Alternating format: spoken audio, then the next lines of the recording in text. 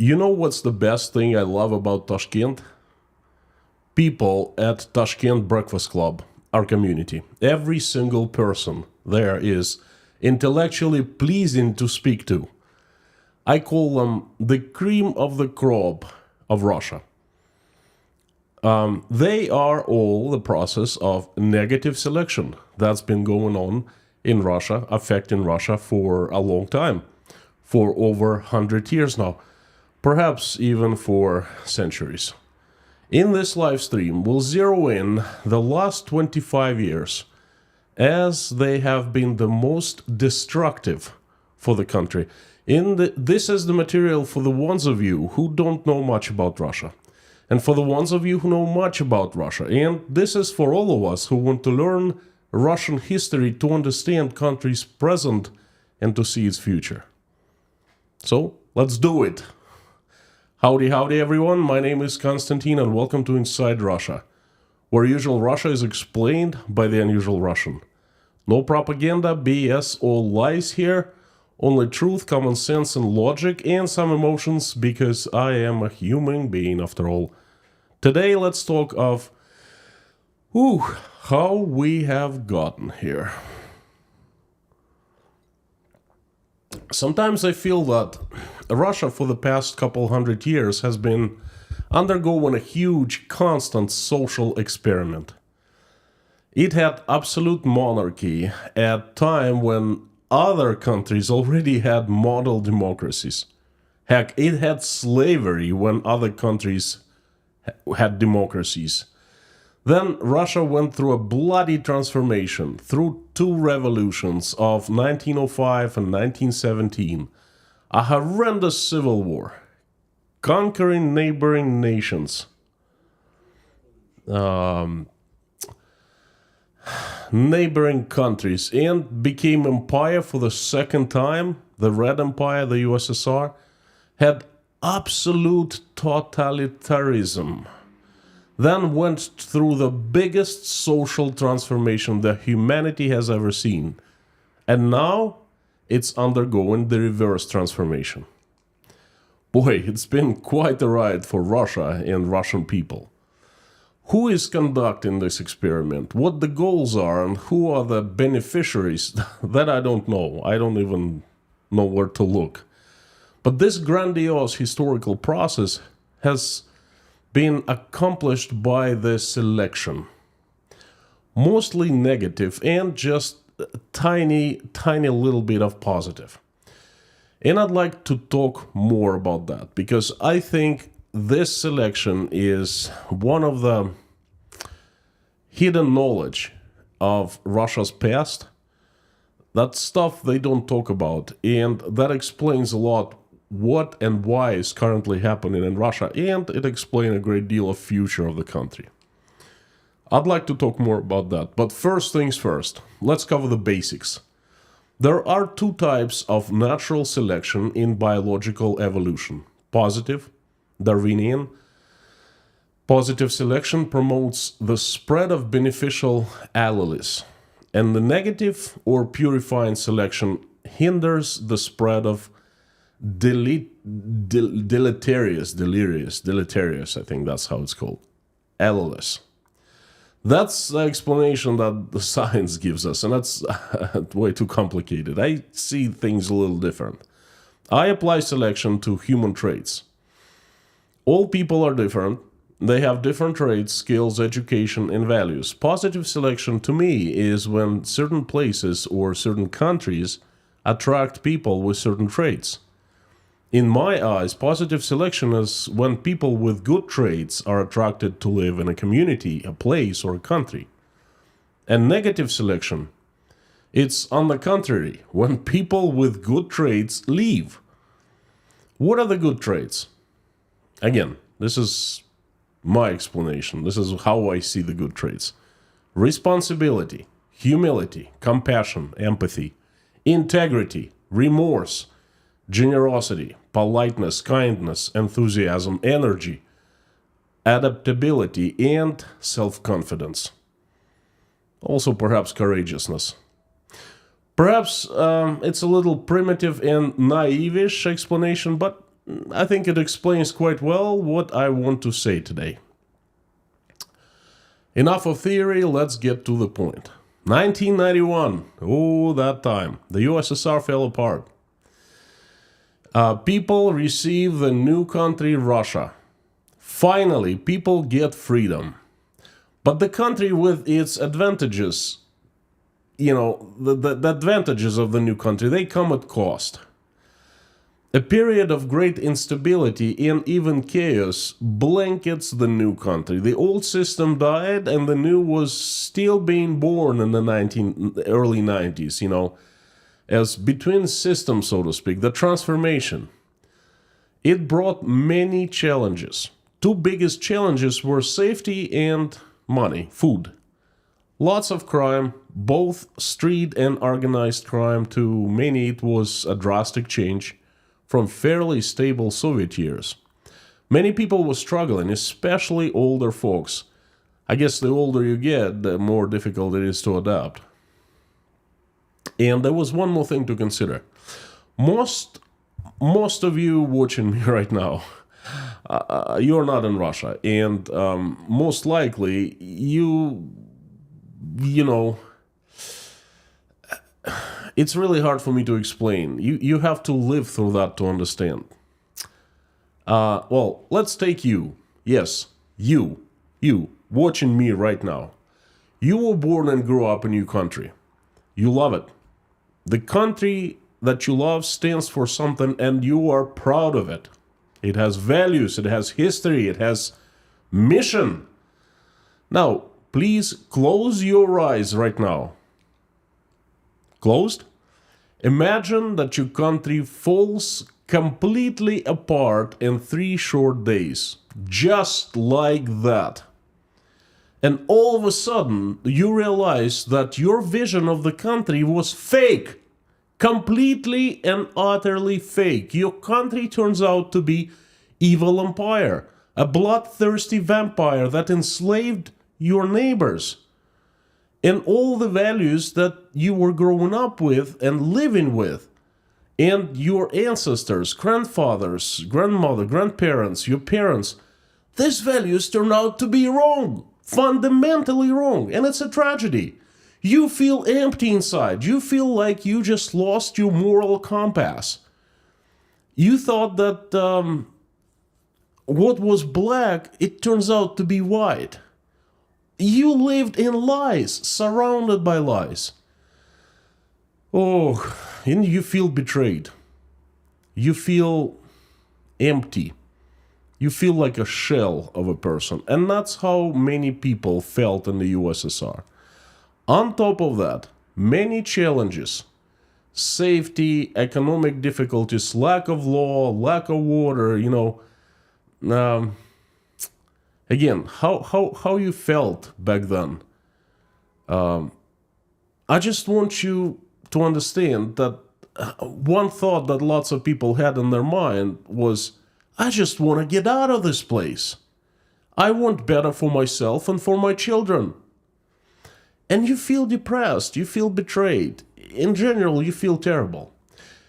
And you know what? Many people in the 90s started leaving Russia.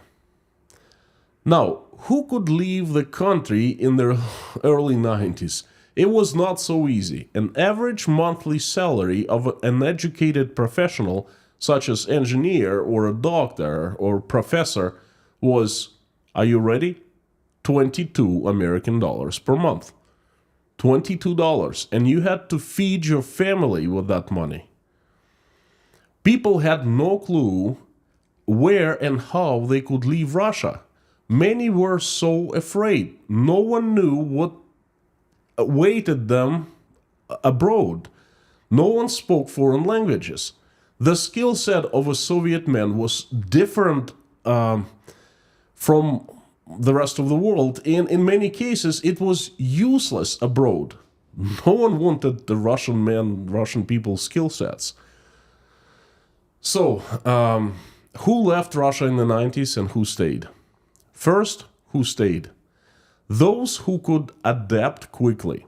Many people, instead of complaining, started learning how to swim in this new unknown murky waters. And many started making decent living. They started making okay money and feeding themselves and their families. And that was a new class of Russians, the businessmen. They were just being born. They saw many opportunities where others saw threats and challenges.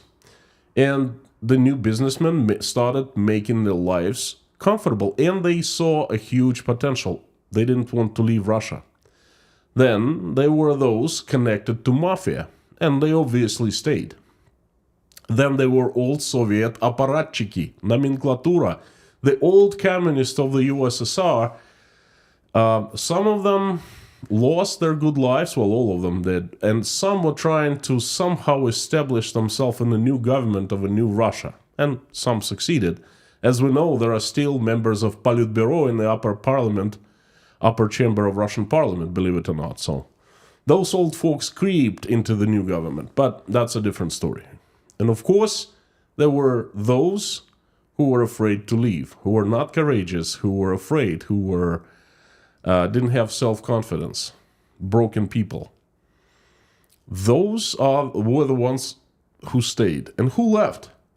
You'd be so surprised. The scientists.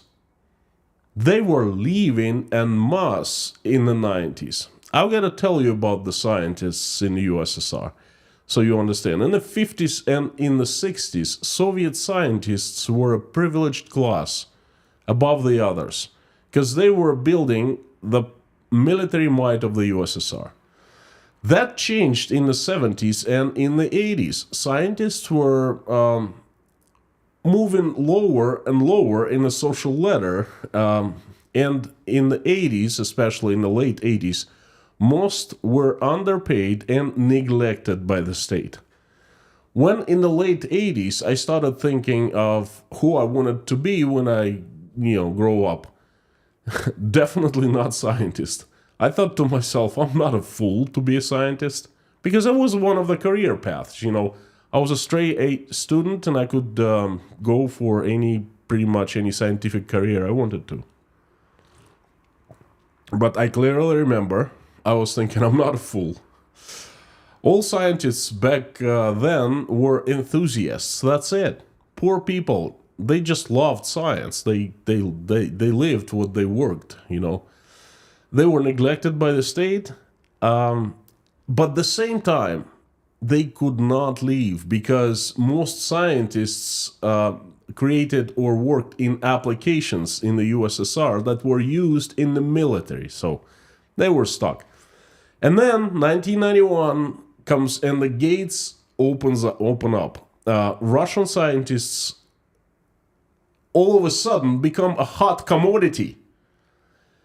They become sought after, and for them it becomes super easy to leave Russia. They get a job in the West. They would get a job offer so easy, because the Russian scientists, Soviet scientists, were really, really good. So just to give you an example, in the USSR, a top-ranked scientist was earning 120 rubles per month and lived in a 400 square foot apartment, if he was lucky, with the entire family.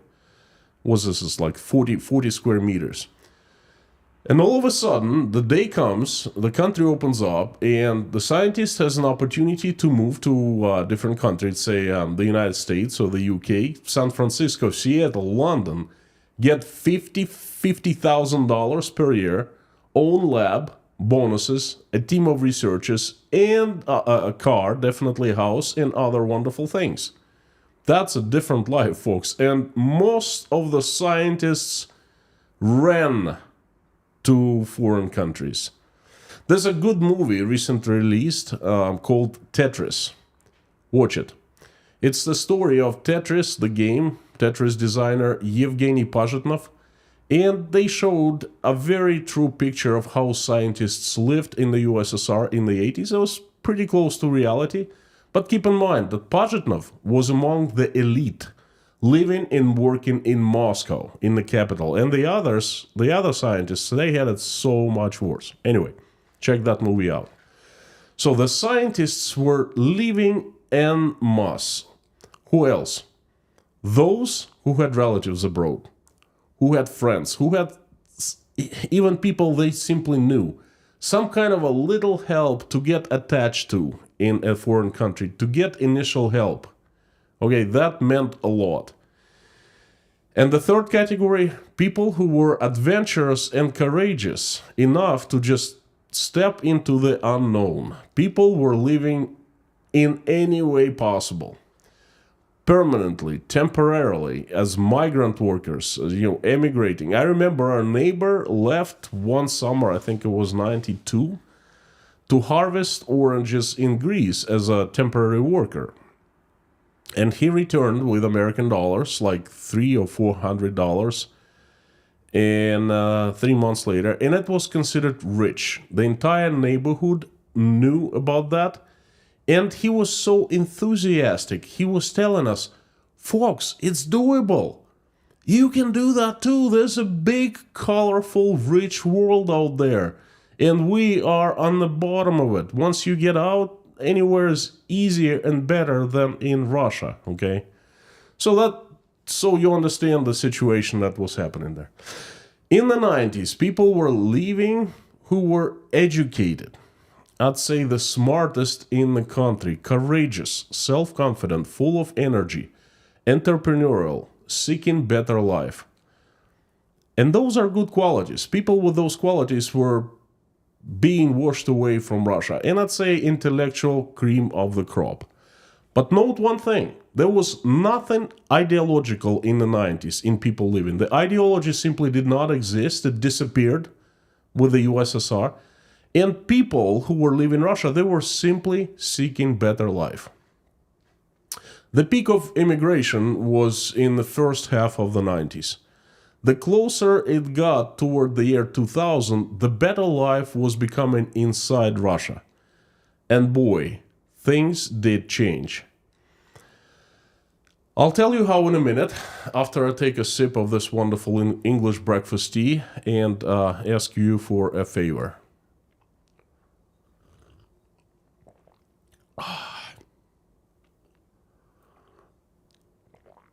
Thank you, the English, for this wonderful, fantastic tea. Every time, I'm not sponsored by any company, by the way. I'm not sponsored by the UK. Nothing. It's just I love the tea. Thank you. Folks, if you like in today's message, please help me spread it by making reposts of this in your social media accounts. That helps a lot. And you can also consider becoming a sponsor of Inside Russia or a patron at patreon.com. And buying me a coffee at buymeacoffee.com. The link is down below. Will be fantastic and much appreciated. Thank you so very much. And let's move on. Back to the 2000s. Starting in 2001, a reverse process started happening in Russia. People started coming back. The country started recovering and actually healed. It started economically growing. And boy, what the growth that was. There was hope in the... how do I say that right? There was a very, very strange feeling. It was like a hope in the air. And that hope was supported by growing oil prices. Russia's bread maker, of course. And I know very well, I was among those who returned. I remember when I returned to Russia in 2004, I found a completely different country. Rich, prosperous, modern, pleasant to live and to work in. The riffraff of the 90s was gone. The spirit of Russia in the early 2000s was absolutely amazing. Everyone who wanted to work and make money and earn good, decent living was doing fabulous. And you know what happened? People stopped leaving Russia. Moreover, there were so many more jobs in the country than people, and even the expats from the West started coming to Russia and take those jobs by packs. And they were very well compensated. I came to Russia. I was invited to come back. I actually made a story online and I made a video online. The link is right here. Check it out. It's called The Real Reason Why I Returned to Russia. And I tell the entire story, how I made it in the United States and after I returned to Russia. So I was invited by a corporation to come and work in Russia because there was a job opening, just like, made for me, basically. And immediately I started making more money than I was making in Maine. And it was absolutely insane. I couldn't believe it. I left the country in turmoil in 1996, and I returned to a completely different country. For the first time in history, Russia was doing fantastic. It was going through the process of positive selection. The country was prospering. That would happen when the Russian government simply stayed out of out of the way of regular people, stayed away from businesses. And when that happens, even Russia prospers. Well, it didn't last for too long, for about 10 years or so. The government started growing its ugly heads again and taking control over the country. Slow at first, but sure. I've talked about it many, many times in my other streams. After Vladimir Putin was elected for the third time, the opposition was started getting under fire. Basically, they started destroying opposition. Russia started smelling like sulfur again, and it was 2012. And the negative selection came back and continued. People started leaving again. But it was a very different process now. You see, people in the 90s were living out of desperation to seek better life. And in the 2010s, people started leaving because they were afraid of the future. They were doing well in Russia, but they started being afraid of the future. People were different at that time. First to leave were the richest and the smartest, usually the business owners. Not the oligarchs. Those were closely tied to Vladimir Putin and the Russian government. They basically they were benefiting Russia. They were benefiting the system. They had a place in Russia's future that is now. So those who really earned their money, who knew the price for money, they were leaving. People started transferring their capitals abroad as early as 2012. I remember there were like just individual cases, and at that point I was much more naive and I guess not as smart. And I was asking myself, why are they doing that? Things are not too bad. I mean, yes, they started cracking down on the opposition, but it's far from like bad. It's still okay, not a big deal. The government is not strong. The smartest knew that the government had a sinister goal. So they started, this process started small at first, and then more and more people started leaving. Then 2014 happened, and the country set its course into a certain direction, and everyone kind of started understanding where it was going to. Enemies of Russia appeared all of a sudden all around Russia, and the old good USSR, we started smelling it again. The more people, many more people started leaving, and I put those who are leaving from 2012 to 2022 into two main categories. First, those trying to safeguard their capitals, and second, those fleeing the tyranny. And very few scientists, because most scientists had been gone by 2012. Russia became nearly scientist-free, after the 90s. And if we look at the traits of people that were leaving, I'd place them like this. Number 1, entrepreneurship. Number 2, courage. Number 3, confidence. Number 4, energy. Number 5, knowledge. And number 6, adaptability. And of course, there were lots of politicians crooked politicians, thieves who were stealing money from the Russian budget, bourgeoising on Russian taxpayers, and they were sending their families abroad. But I don't even count those. I don't consider that immigration. I consider that theft. So I remember a situation, what happened to me. Just give you a little story, my personal story. It happened in 2017 or something like that. And it happened on a long highway that leads from Moscow to Rostov. Right in the middle of it, there's a city of Voronezh. Large city, and I usually stopped to refuel the car near Voronezh, and it's a long drive, about 11 hours.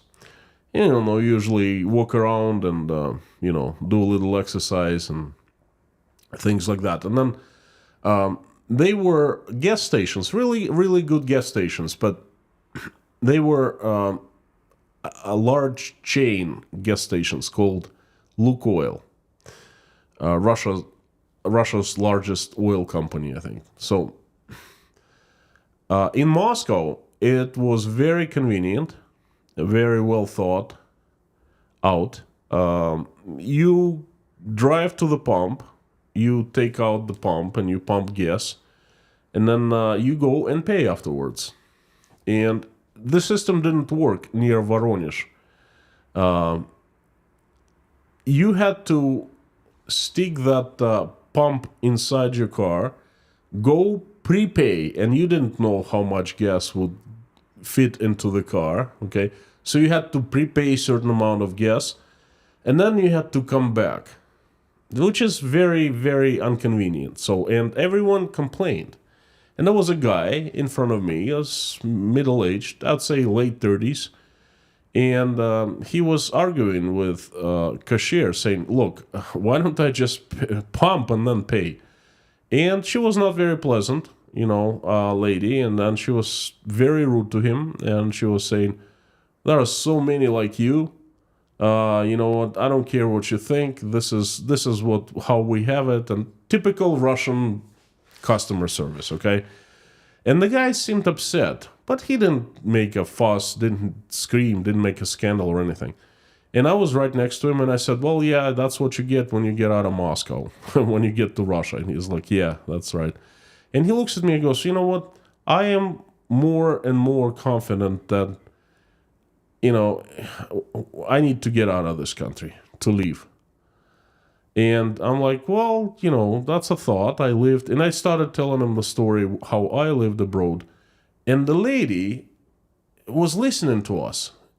And I could see hate in her eyes. And I stopped and I looked at her, and she was like making the sounds like snake does, shh. It's like, no one is waiting. Where are you gonna go? You crazy. No one is, you are not needed to anyone there. Okay? You're gonna be forgotten there. You have no one there. And then she started just going off like that. So, and the guy looked at her and he said, look, perhaps you are not needed there, but I am. I'm needed. I graduated from a college in the UK. And I have a profession, and I can have a job there at any time I want to. So speak for yourself. You are not needed. You are stuck. You don't have what it takes. I do.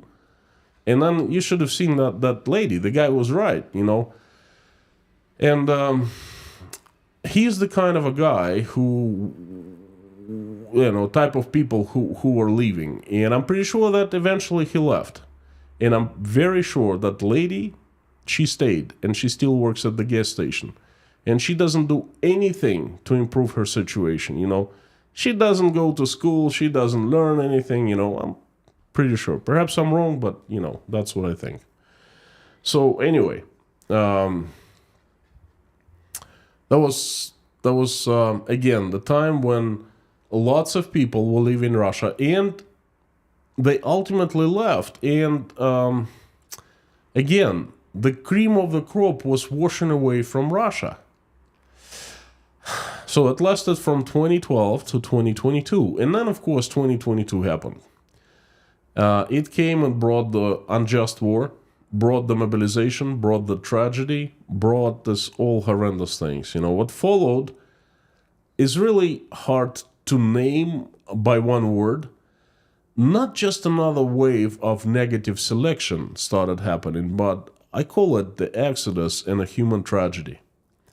The exodus, because it kind of shows you the magnitude of things that started happening in Russia. And a human tragedy is because whoever was left with empathy, with good feelings, with good traits, left, okay? And the ones who remained in Russia, well, a couple of minutes. I'll talk about it in a couple of minutes, I guess. A couple more sips.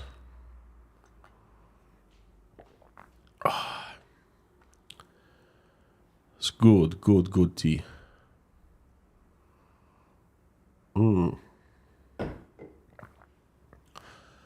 English breakfast at Tashkent midnight.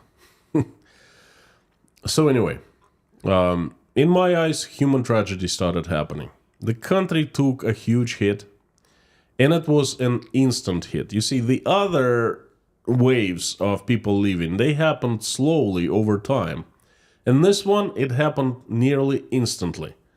And I've documented this wave well enough, and actually the exodus, and I was part of the wave. I was leaving Russia, I was fleeing Russia, and running away from Russia on a very short notice, 36 hours, and I made a video. The link is right here, check it out.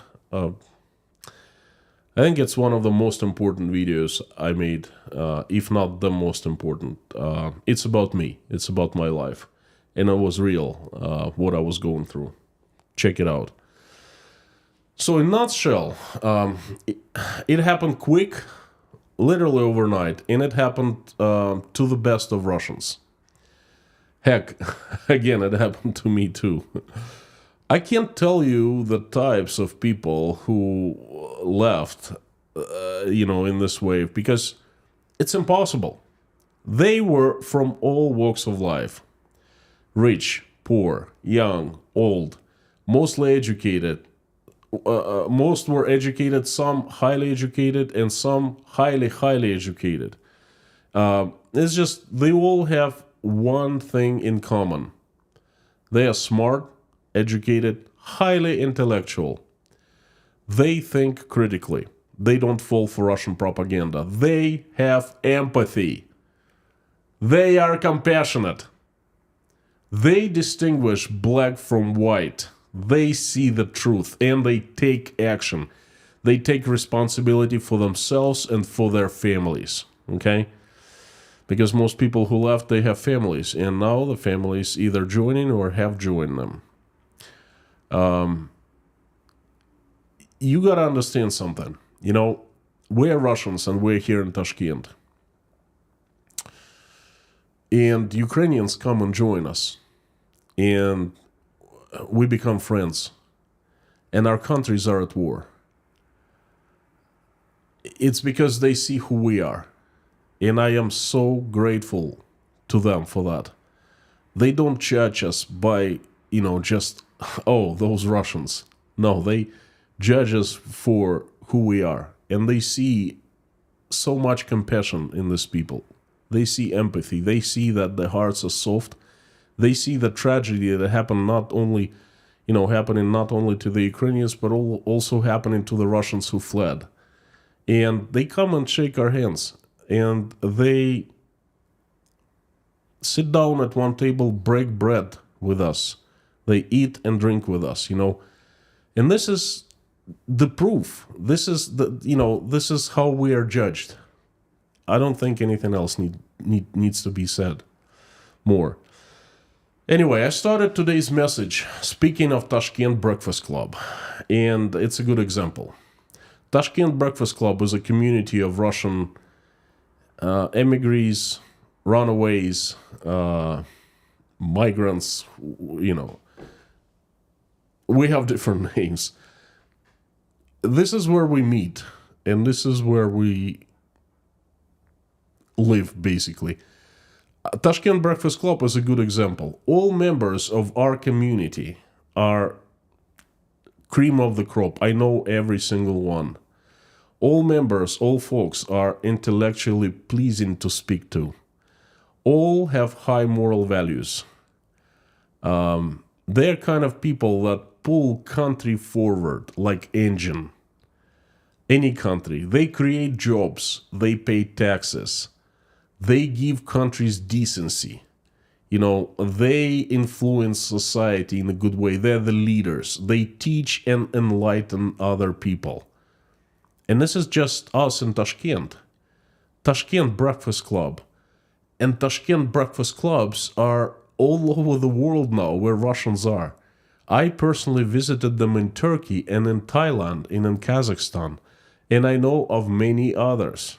And the Russians there are the same as here in Tashkent. And this is Russia that we lost. Well, not us, because few of us associate ourselves with Russia any longer. We are the Russia that they lost.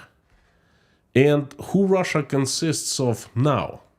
Well, there are two kinds of people. Those loyal to the system, to the vertical of power.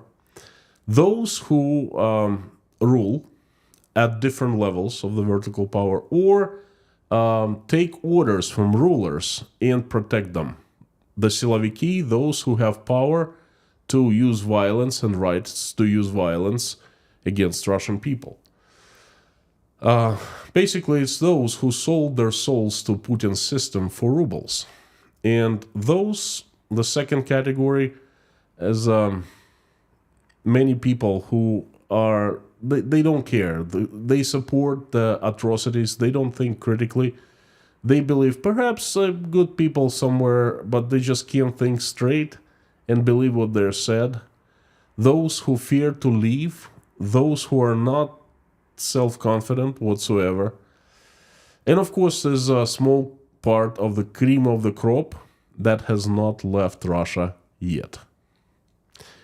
And this is how natural selection works, in my eyes. But you know what, folks? Wait until tomorrow's message.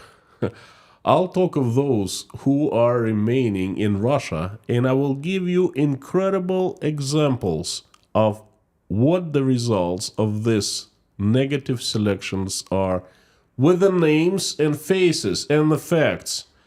So please come back tomorrow to check it out. And this is it for today. This is it for the message. Thank you so much. I'd like to invite everyone to the live stream chat. Please let me know what you think. I really like and I appreciate your feedback. That helps a lot in making other streams. And while I'm turning live stream chat on, I'm asking you again to like this message and make reposts on your social media accounts, because that helps a lot spreading my message. And another thing, yesterday I made what I think one of probably the best live stream, the best research, the best message, the best thoughts. And I had an argument with my wife, Natasha. She thought that the message would not fly, this live stream would not reach out many people, and I thought it would, and she ended up being right.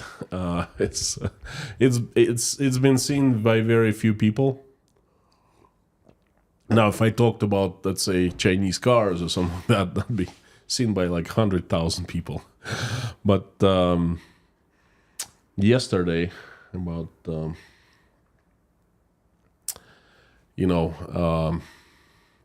this absolutely incredible stuff. I compared Gorbachev, who's hated more, the contest, Gorbachev and Putin. I guess people not that interested in that.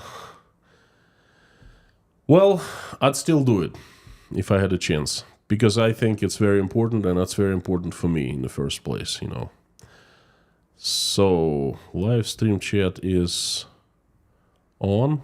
Thank you so very much, everyone. Message was very long, so it means the chat's not gonna be that long. I'll try to stay in time, mods.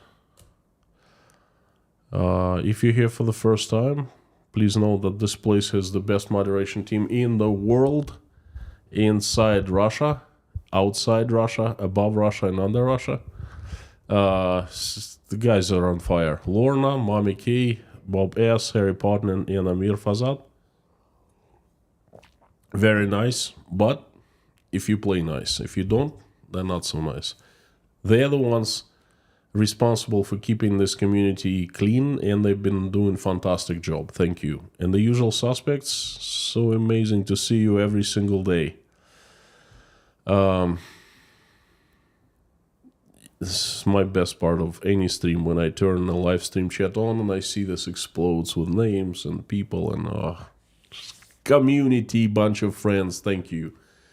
Please put the messages in all caps. I see them better, and put Inside Russia after @ so I see them highlighted in orange, just like Leitmotiv for me did. Thank you, friend.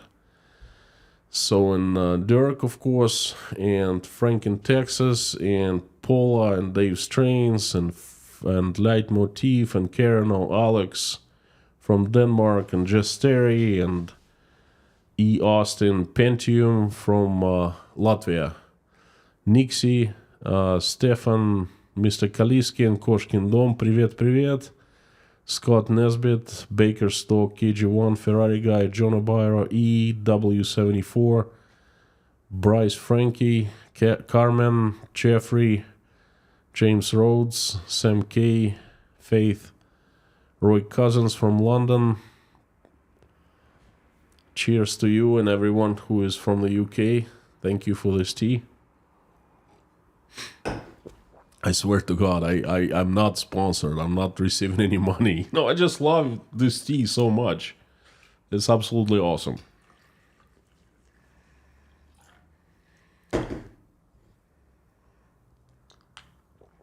The two brands I prefer are the Twinings and Taylor's at Harrogate, and they're competitors. They're like face-to-face competitors, but I like them both.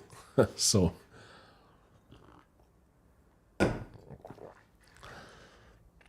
So everyone, thank you. Thanks for putting your messages in caps, and thank you so much for highlighting them in orange. But not Agent Orange, okay?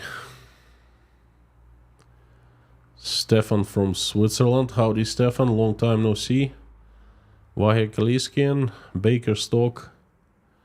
Bryce says, liked yesterday's message. How about today? I take it you didn't like it today. That's okay, though. Sam K, you're a legend. Bob. Again, Lorna, Mammy, Harry. Palm Tree Kate. Angela McNaugh, Mac. Howdy, Joao Marinos. Frank in Texas, howdy. Nixie from Norway. There are two flags. One is Norway. Tiny ones. I can barely see them. Scott, Mozi, howdy. Howdy, usual suspect and sponsor for... Why it doesn't show me? YouTube, please like me. Like me. I do streams every single day. You must like me. I mean, why you not liking me? Why you always put sticks into my wheels? Guten Abend to Berlin. Howdy.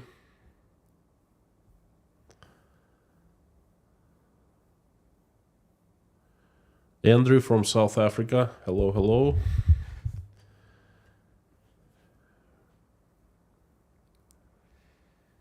Jesteri, thank you. I tried so much, and I tried to make it simple.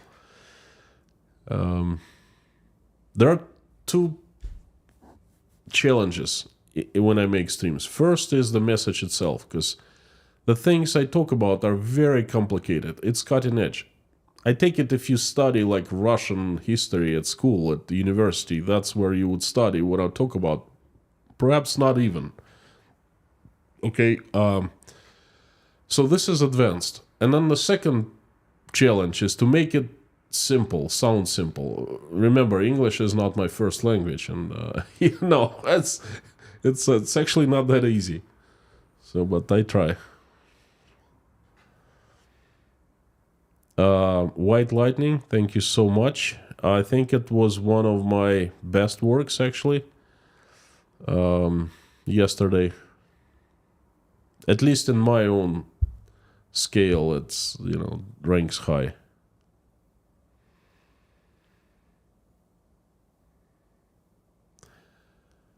Sam K, well, it's gonna be a wet stream for sure. I'm not sure if it's gonna be a clean stream. Woody Rester, howdy. Jackson, Alabama in the house. Alabama.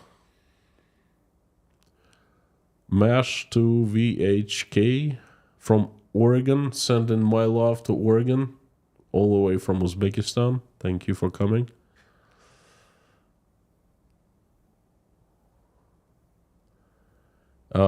Cream of the crop should be given refugee status in the West. Beam, don't even go there. Please, don't even go there. You know what? Bastards are given refugee status. Bastards are given visas. The ones who not just support the war, but are part of the Russian government, part of the propaganda, they are given visas. They travel freely. They have lots of money. They have lots of means because, they supporting the war and taking the part in propaganda campaign pays handsomely in Russia. So they fly all over the world. They spend Christmas holidays in France and European countries and Dubai, all over the world. But us, who are, who made conscious decision to get away from the war, from mobilization, we try to apply for visas and they say, you know what? Go to Russia and apply there. But you can't go back to Russia. You're going to be arrested. It's not our business, And some countries just completely close the doors for us. But forgive me venting a little bit, because it's something that really hurts, not just me, but every one of us. Well, that's what you get of being Russian these days, for being Russian. Liz Dumbrell, what about the general working class? I'd assume that they don't have the money to go and up and leave. Liz, good question.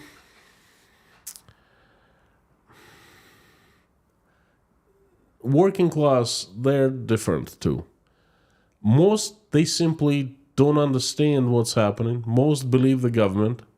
Most support the war, unfortunately. And even if they could, they wouldn't have gone. Because most, they sincerely believe that they're surrounded by the enemies. They sincerely believe that there's evil West, satanic America, okay? Just to give you one example. We're calling a friend of us, very good friend of us, that we have known since university, okay, 25 years. And used to be a normal person, a small businesswoman. And, we'll just chit-chat, and she, would tell her that we left Russia. And she started screaming. It's like, how could you? How could you? At this difficult time, Russia needs you. I said, well, our kids are thinking of going to foreign universities. And then she's irate. She's like, you can't do that. You can't betray your country. Do you know what's happening in Europe? Do you know what's happening in America? The Satanists. They take your children and change their gender, against their will. And there's nothing you can do. We're like, where'd you get this stuff from? And she's like, I know. I watch the TV, you should too. They show it on TV every day. And,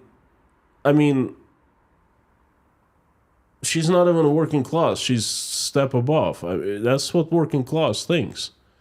And if you're courageous, even if you don't have money, I've seen people like this. Liz, look, I'm sitting here 1 year ago in November, and it's very cold. No, not in November. December. The first snow fell in December. 1 year ago exactly. And I show up at the breakfast club, at our cafe, every single morning. And there weren't too many people there, just a few coming every morning, and up to 20 on Saturday. So it's not much, not like right now. There's thousands of us, okay? And I shout every single day, people, come have breakfast with me. Let's meet, let's talk. I'll buy you breakfast. And then we're sitting, just two of us, and it's cold. It's -7 Celsius, which is like 15 degrees Fahrenheit. In the snow, and this guy walks in, young guy, and he sees me, he sees my picture, and it's like, oh, Konstantin, yeah? And we invite him, and he starts looking for at the menu, and you can see when person doesn't have much money right away. He kind of shrugs his shoulders, and he talks to a waiter, and it's like, how much is this, and how much is this, and how much is tea? And tea is like $1.90. And he goes, oh, I'll have a tea. And I see that, and I'm like, look, I promise everyone that I buy breakfast, so I'm treating you right now. I'll buy you anything. And he starts refusing. He's like, no. And I insist. And when I insist, folks, I can be intimidating. Let's put it this way. I'm not your typical child. Okay, so I insist. I said, I am feeding you right now. And he orders really hearty breakfast, like 3 fried eggs, sausages, and things like that. And then he starts telling his story. He doesn't have any money. He has a huge tent in his backpack. He goes out, walks away from Tashkent. He's afraid that at night, if he puts a tent inside the city, the police arrests him. So he walks outside, he hides in the field somewhere. He sleeps, he comes back to Tashkent. So it was the most incredible story I've ever heard. By the way, I gotta reach out to this guy because his contacts are in my phone, okay? And listen to his story. Turns out he's a chef from a St. Petersburg restaurant. A fancy one, not chef, but sous chef, like an assistant of a chef. And when the mobilization was announced, he just grabbed everything he had, like a few $100, a tent, a backpack, and he left Russia. And this is the answer for you. Everyone is different, but some people, despite their working class, despite they don't have much money, they walk into the unknown. I myself, I'm not working class, but guess what? I left everything behind. I was acting based on faith. Faith in God and faith in myself. And it's like I flew out of Russia and it didn't matter where. I just needed to get out. And it happened to be Tajikistan, not even Uzbekistan. I walked through the border between Tajikistan and Uzbekistan, okay? And then the hundreds of people on the same plane, they were walking behind and besides me. Because we were all just trying to get out of Russia. Get out! And then things will somehow work out. You will not starve to death. I have not seen one person who's starving. So this is not the answer for like working class. Oh, I can't go. I understand some people have old parents they care about. No problem. No questions asked. Okay? I understand that some have perhaps big families, but hey, fly to Tashkent or to any other country and establish base. Find yourself a job. Bring others. It's possible. All you need is faith. All you need is confidence in yourself. All you need is energy. All you need is desire that's going to be burning inside of you to get away from that freaking mad circus that is killing innocent people. And that's all it takes. And to me, it doesn't take much. Whew. Sorry, that's just...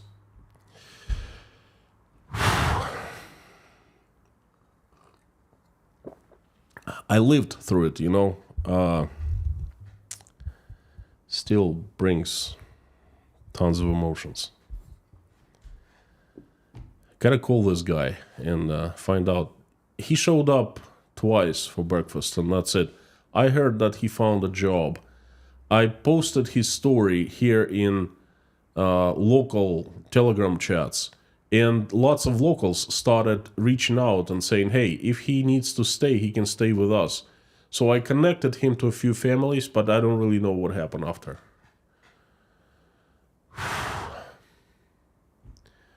Jekyll N from Australia, thank you, friend. As usual, no message, but there is message. Your messages are very heard, much, much appreciated, and much needed. Thank you. Nixie, thank you so much. Thank you for sponsoring 5 people from me and from 5 people. Much appreciated. Think I missed a few super chats while I was venting a little bit. Liz, I'm sorry.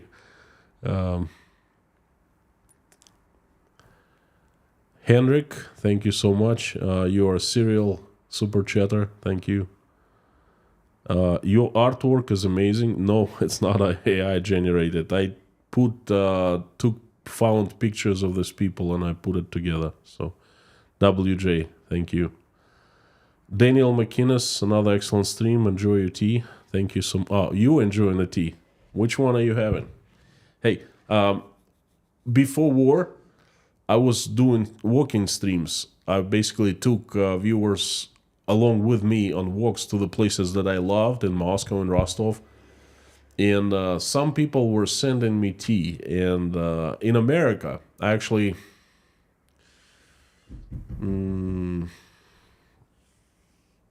I think it was Kim, the ice skater.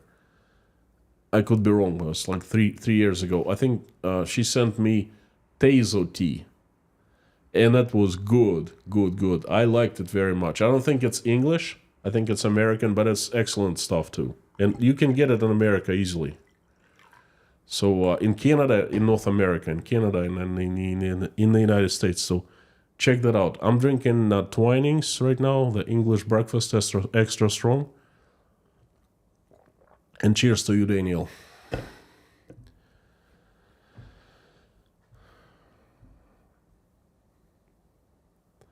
White Lightning, thank you so much. Could Putin do something really desperate to raise population with artificial bombs? Brave New World. Raise population. The technology already exists. Well, with your question, we're stepping onto the territory that I'm not very familiar with, and I don't know. I hope not. I pray not. I pray that everything works out. But that would be suicide for him. I don't understand why he would do such a thing, because I was talking to a couple politologists, a couple of Siloviki back in Moscow, people I know, and I asked them if he was to use nuclear bomb, and they said, of course not. That's not in the right mind. That's going to be the suicide, and he wants to live. More than anything, he wants to live and he wants to rule.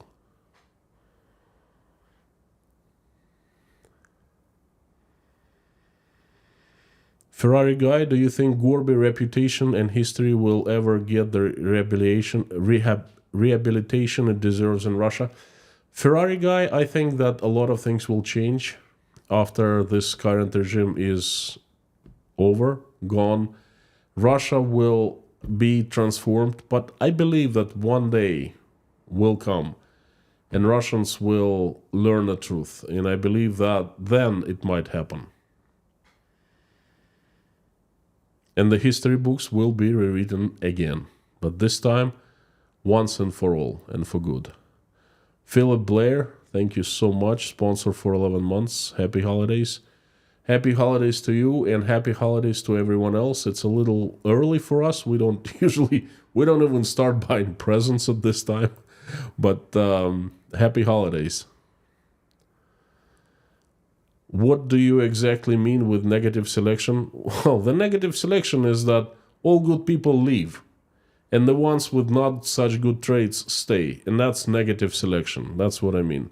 Pinda, I'm sorry for making it not so clear. Calvin, thank you. Sack of potatoes from me to your good friend. Drinking your favorite tea every day now? Thank you so much. The sack of potatoes, much appreciated. Thank you.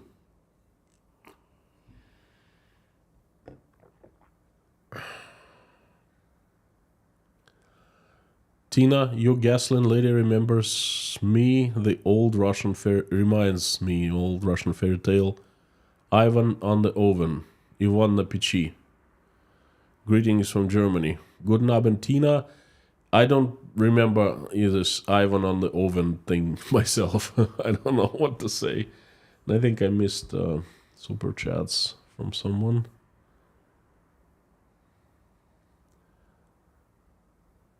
Henrik, thank you so very much. I appreciate your super sticker. Sam K, thank you so much too. Did I miss it? No. Sam, thank you. Towards T. You're a legend, by the way. Thank you. Oh, I have become a tea drinking ninja. Remember, I used to drink it loudly, and everyone, well, not everyone, but some people complain, stop drinking your tea. But now it goes smoothly and silently.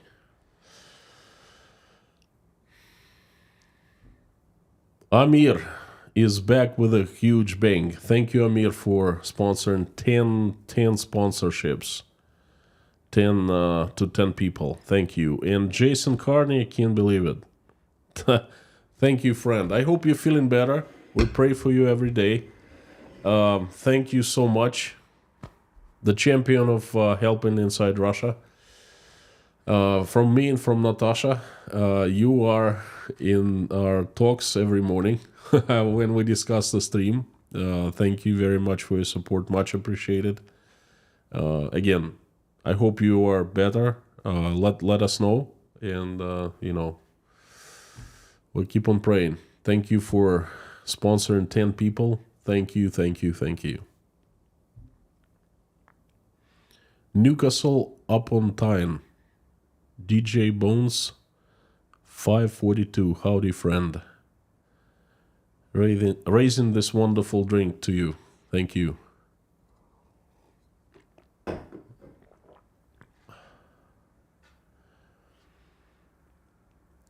David Porter from Chernovtsi, Ukraine. My friend, every time I hear that Russian missiles fly to Ukraine, I think of you, of your family, and you know what? It hurts every time. Please forgive us. Thank you so much, and Merry Christmas to you, and Happy New Year too. I wish you have safe Christmas and New Year. You know, in Russia, older folks, Russians drink. And you just don't drink in Russia. It's more about company. It's more about sitting together, having a good time. And every time, you don't drink silently. You always make a toast. And one of the musts was, let's drink to the peaceful skies, so we never have war. And I never understood that toast, folks. I thought it was like, what are you talking about? What war? And especially the people who went through war, my grandfathers toasted that. And I knew one guy in Moscow from Armenia. There was a war in Nagorno Karabakh between Armenia and Azerbaijan, and he kept on drinking every single time we drank. He had this toast. Something, давай выпьем за мирное небо над головой, чтобы не было войны. So anything can happen, but just one thing, so we don't have war. And to me, it was total nonsense, and holy moly. Right now, I understand so much the meaning of this thing.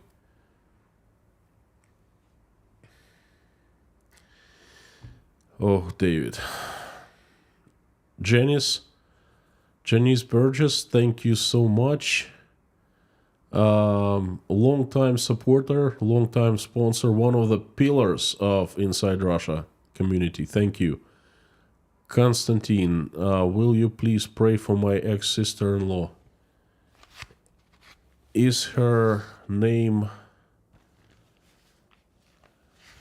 Hang on one second. Is her name Tracy? let me know, because I have Tracy I put down. I'm not sure if it's your sister-in-law. I think it is. Let me just check it out.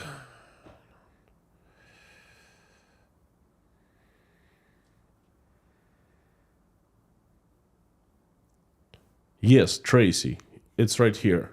She's on the list. Thank you, Janice. Janice, I'm sorry, Janice Burgess. Remove 1/4 of her left lung. She is on the list.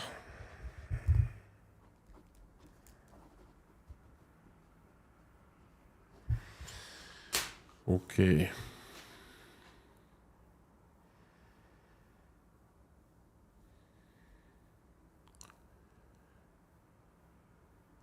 Henrik, again, thank you so much.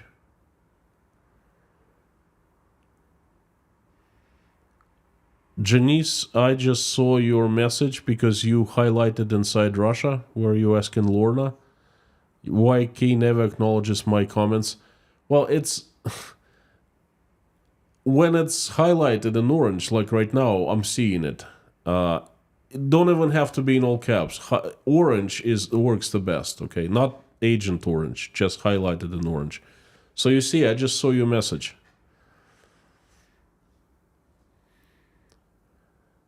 Jeffrey S. I mean, how can I ignore you and not acknowledge your comments if you're like the pillar of one of the pillars of Inside Russia?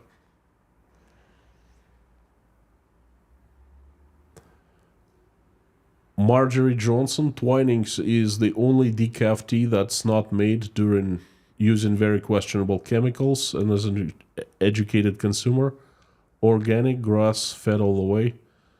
Twinings is the only decaf I drink. Marjorie, we don't have any decaf.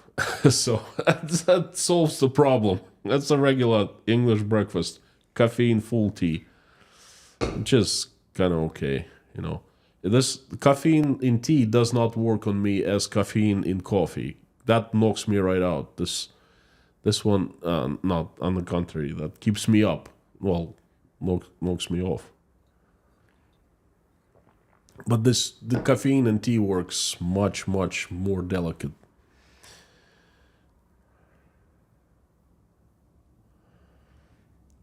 Amir, why do Russian people hate, dislike, distrust freedom and self-determination so much? You know, complicated question. I will try to answer, make it one of the streams, so it's more like a stream idea. Thank you. Historically, they've been living under czars, oppressed for hundreds, 400 years, 500 years now. No, 400 years. And that's the rough answer, so to speak.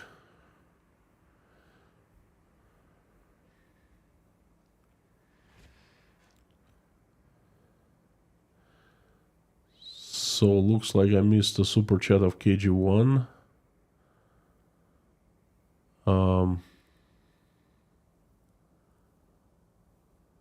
And that's it, right? KG1. Oh, here it is. Howdy, friend. How the leadership of Western countries changes in the next couple of years will obviously have an impact on the future direction that Russia takes. Your thoughts? Well, I don't. you just put me on the spot.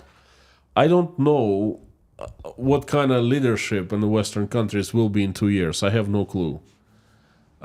If you're talking about the United States, we only see it. We only believe it. I only believe it when I see it.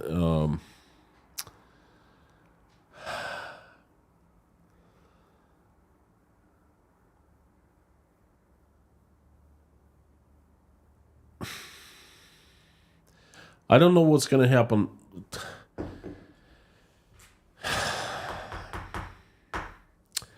Tomorrow I have this awesome stream for you. Awesome. The result of negative selection. Russian politicians are going nuts. if I wanted to make up stuff like they're coming up with, I wouldn't be able to do that. Stuff is amazing. And I'm going to do that. On Wednesday, there will be in the world's news update as seen from Russia. And on Thursday, I have a good stream coming up. And it's going to be called I'm Doubling My Stakes. Okay, folks? I'm going to tell you that my prognosis, my forecast for Russian economy has downgraded a great deal based on the facts that I'm seeing now. They start coming out now. Next year is going to be much worse than I expected. And I don't know what... I think that the direction that Russia will take is not going to be dependent on the Western leaders. It's going to be dependent on the inside Russia, on what's going to be happening with Russia. Okay? The Western leaders will be not as important. Significant, but it's not going to be the priority. Who leads Russia in 2 years? What's happening? How the war is going? Is it stopped or not? And things like that. So that's going to come from the inside Russia, not from the outside. Whew. How does Russian politicians go nuts? Weren't they always? Well, they were always, not always. They were fairly normal 15 years ago, 10 years ago. And that's been going crazier and crazier. But now, this is like something happened in the underworld, and it affected everyone in a different way, and everyone has just gone extra nuts, extra crazy on steroids. I'm going to give you information tomorrow, folks. Just a little preview. The reptiloids, and that's official. Last week was the elves, and I thought it was absolutely terrible and funny at the same time. Oh, the elves. I can explain the elves, okay? But how can I explain the reptiloids? Another preview, okay? As it turns out, the Americans, evil Americans, invented oral sex. Yes, that's official. That's official. I'm not making this stuff up. It's official. Oh, tomorrow. Just wait until tomorrow.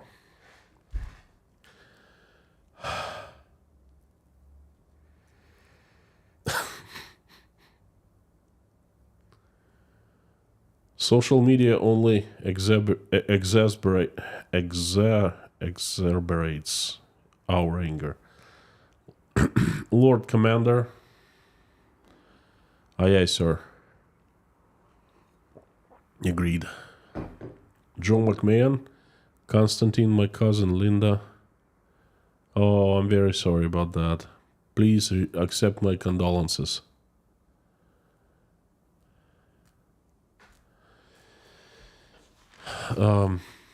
Yes, we'll do that. Jim in Houston.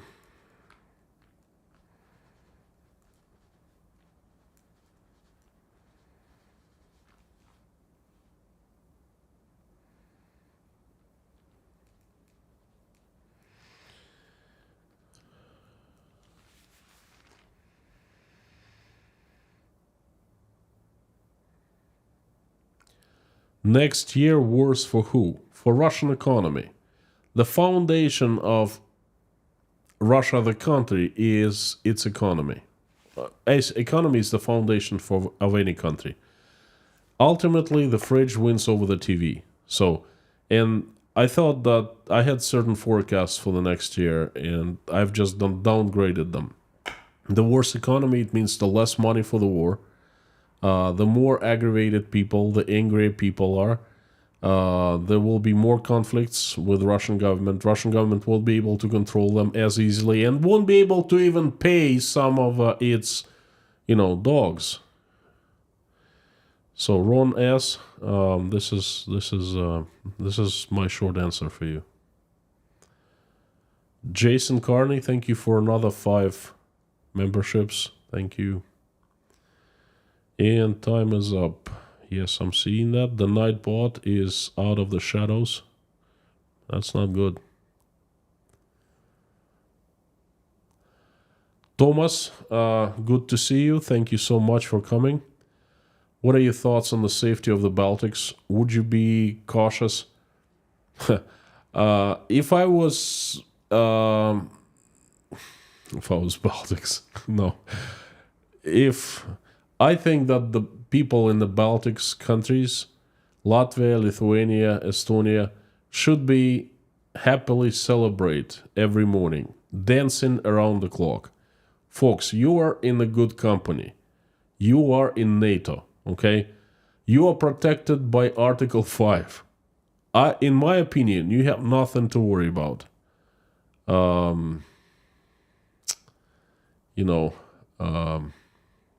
So this is my answer. I wouldn't worry. Russia is not going. They're deathly afraid of NATO. Okay, the last accident with Poland, Russians were running around and saying, screaming out loud, "It wasn't us, wasn't us, wasn't. Don't bomb us. It wasn't us." So remember, that was pretty close to discussing Article 5 and invoking. Anyway, I see Black Cat here. Black Cat, welcome back, friend. It's good to see you. Thank you. Mama is fine. Being a little stubborn, taking care of her sister. Right now, her sister is having problems with her back, lower back. And all in all is really good. Thank you. Black Cat, for the ones who don't know, Black Cat was a moderator inside Russia for a long time. Did fantastic job. Thank you, friend. And had to leave due to some personal reasons. Your work was contribution was much appreciated, is still much appreciated. Thank you. Folks, I hope I did not miss anything, anyone. Sorry. Yesterday I missed message by Highwayman, and I apologize. I just didn't see it. It's fantastic to have you. You're on a prayer list, so please keep on coming back. And I invite everyone to finish this live stream with a prayer as usual. Friends, it is my honor to have you here. So good to see everyone. When I think of 2,000 people, over 2,000 people, it's insane. Thank you. Let's pray together. If you're religious, if you're not religious, still pray with us. Just you can call it any way you want. Sending good wishes, good vibes, good energy. The idea is absolutely the same. Let's wish and ask for the good for the people. Thank you. Dear Lord Jesus Christ, thank you so much for giving us this day. Thank you for putting food on our tables and giving roofs over our heads. Thank you for surrounding us with loved ones and people who we love and who love us. Thank you. Please give us wisdom to keep the skies above our children's heads peaceful and safe, and raise our children the way that when they grow up, they will never be engaged in any wars and just be friends to each other and make this world a better place. For now, please keep our children safe and healthy, because they are our world. Dear Lord, please help stop the bloodshed in Ukraine. The country has suffered so much, and people have suffered. They just need to see your life, your care, your love, your light. They need hope. They need peaceful life back. Please help them.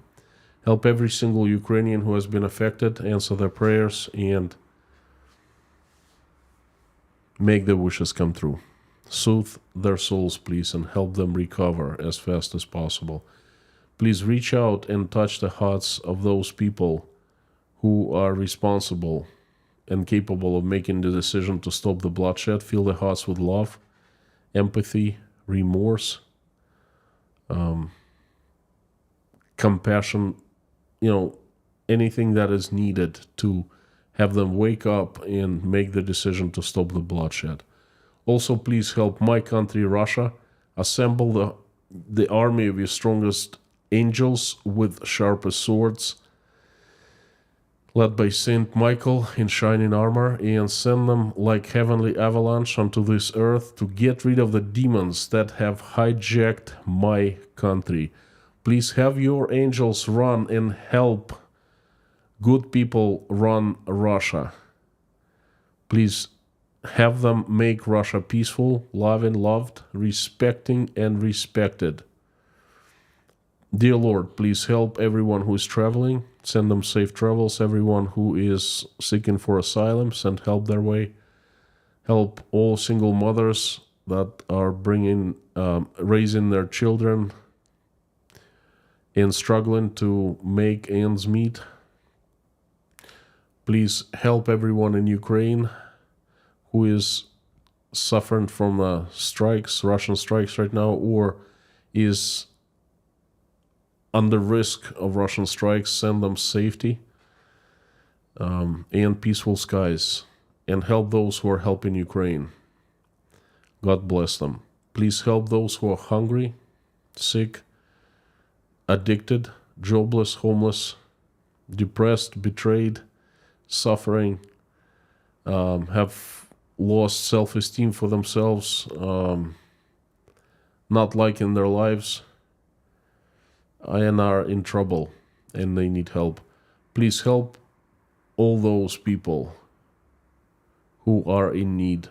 Surround them with your warmth and fill their hearts with love, so they feel you, they feel your love, they feel your support. They will not feel lonely anymore. They will know that you are with them anywhere they go, anything they do. Please be with them and have them feel it, so they feel better about themselves and about their lives and have a chance to have a happy, good life again. Thank you. Dear Lord, thank you so much for allowing us to get together in this community and pray together. Thank you for everyone who is praying along with me or simply watching us pray. Answer everyone's prayer and make everyone's wish come true. And dear Lord, I also have a few people I would like to ask you for. They need your help. And they are little girl Sarah. She's still not well. She's still fighting for her life. Please send her recovery. Send her anything she needs, your angels, your support. Send her strength, and please take care of her parents. Pray for her nonstop. They need your help. They need strength. Please help them. Please help Jim in Houston. Send him strength and be with him. Send your angels to comfort him. Have Linda, his wife, rest in peace. And please, in heaven, keep her by your side, close to you. Please help Frank Caprio, James Marston, Denis from Kiev, Tracy. She needs help with upcoming surgery. Jay Spike, Warren's Peace. Please help with addiction and PTSD. Steven's grandpa, Olga and her son Alexei, Paul Wright and his community, Jason Carney, please send recovery, Dirk Misler, please send recovery, Black Cat, Sandra Dawn, 16-year-old girl Avi, Jill, Dive Crew Canada, please watch over him when he dives deep into the ocean's floor. Susie Mailer, please help, give her strength, comfort her. Have her husband Meek rest in peace and be by your side.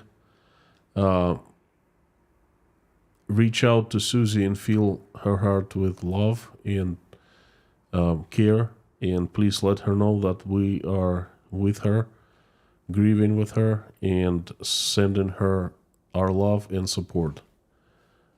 Please help Alexei Navalny, send your angels. So we need him to come back to us alive and well. Kyle E.'s wife, Joseph Johnson, Paula McGillis, Heidi Homestead, CB, Dory, please help her and her uncle Jimmy, Ann Larson's daughter Hannah, Morgan L., please continue sending recovery, Terry Carter's former in-law, Anonymous,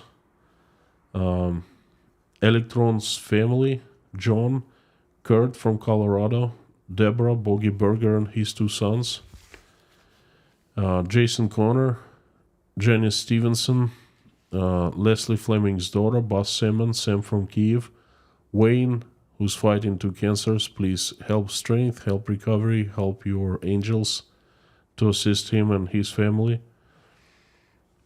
Anna from Polonsky and families, family members who need help. Dave, Dawn, Summer 613's mother, Mike O'Neill, Lise Dumbrow, Darla, George Ruberty, White Lightning, Julia Haney, Vasilin Lubomirov, Yelena, Natasha, Michael, Jake, Oля, Dasha, Sky, Bonnie, Svetlana, Randolph, Grace Philosophy, Mr. Dean Spooner, Liz, Karen, Lori Miles' husband, Rafaela From, Meta Spencer, Live, Pamela J., The Highwayman, Alvin, Terry Carter's fiancé, John Lee McMahon, David Porter, his family, and everyone from Chernovtsi, Ukraine. And please help all the children from Ukraine who have been misplaced. Send your angels to protect them, help them, and return to their families. Thank you so much, dear Lord Jesus Christ. Amen. Friends, thank you very much. It is my honor and pleasure to see you come back and, listen to my message and participate in the live stream chat and praying with me. Thank you so very much. Please come back for tomorrow's message. Russian politicians going nuts, and this is what they publish. This is what they publicly speak of, and this is what I'm going to tell you tomorrow.